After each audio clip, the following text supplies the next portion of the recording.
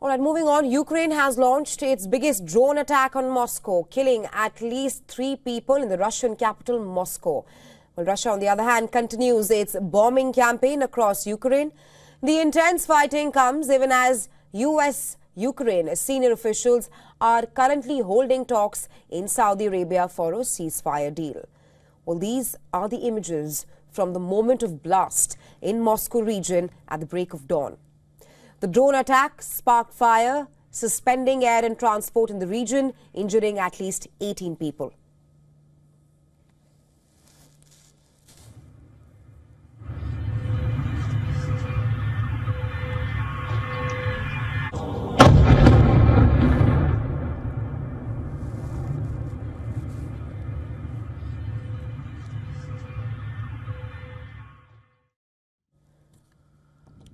It caused a short shutdown at Moscow's 4 airports.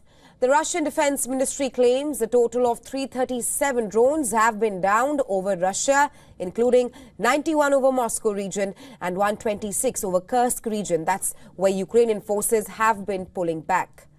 In the wake of the Ukrainian attack, Russia says US is seeking to understand how ready Kiev is for talks on ending the war.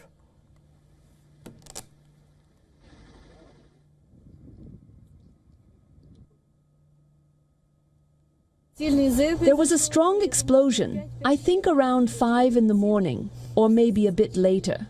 It was very strong. Everyone got up to see what happened. We heard that many more were flying to the center, about 6 or 7 of them, getting further and further. After that, we saw that a window in our kitchen was broken.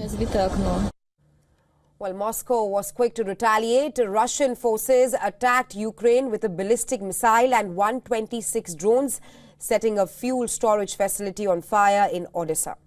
Ukrainian officials say at least 2 people injured in different parts of the country.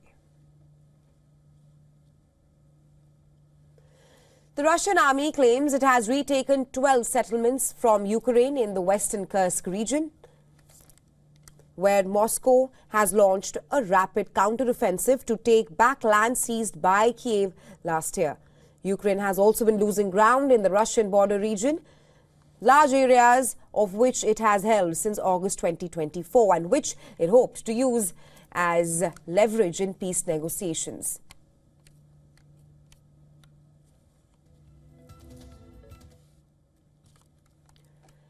Now, the Ukrainian President Volodymyr Zelensky has been calling on his European allies to support his truce idea. He has proposed an initial truce with Russia in the air and at sea, and that he says will be a chance to test Moscow's will to end the war. Ukraine's European allies argue that Kiev can only negotiate a peace deal with Russia from a position of strength, and Ukraine should not be rushed to the bargaining table with an aggressor. Remember, Russia holds around a fifth of Ukraine's region, including Crimea, which it annexed in 2014. And its troops are pressing on the eastern Donetsk region.